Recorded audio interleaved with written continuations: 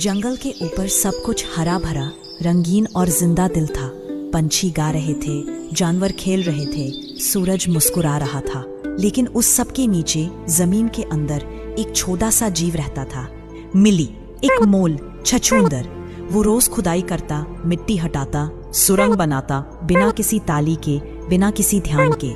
वो सबकी मदद करता था, लेकिन कोई उसे जानता तक नहीं था। एक दिन मिली थक गया।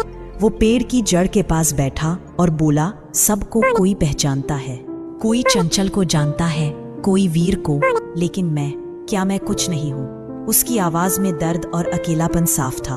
और तभी अचानक जंगल में कुछ अजीब हुआ।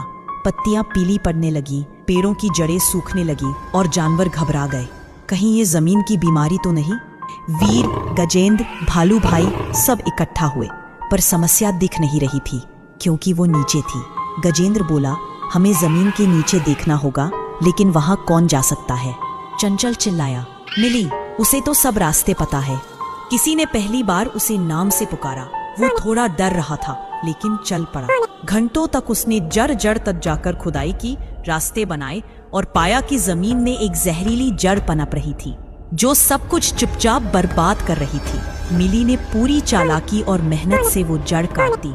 जंगल फिर से हरा हो गया। सभी जानवर खुश हुए, पर सबसे ज्यादा वीर भावुक था। उसने मिली के पास आकर कहा, हमें समझ ही नहीं आया कि जो सबसे कम दिखता है वो असल में सबसे ज्यादा करता है। तुम दिखते नहीं हो, इसका मतलब ये नहीं कि तुम कम हो। तुम्हारा काम शायद शोर ना करे, पर वो जड़ों तक असर करता है। दुनिया को बदलने के लिए हमेशा स्टेज की जरूरत नहीं होती, कभी कभी सुरंगें भी काफी होती हैं। ये कहानी उन introverts, helpers, back and workers और चुपचाप लड़ने वालों की है, जिन्हें कभी कोई नोटिस नहीं करता, लेकिन वो ही सबसे गहरी नींव रखते हैं।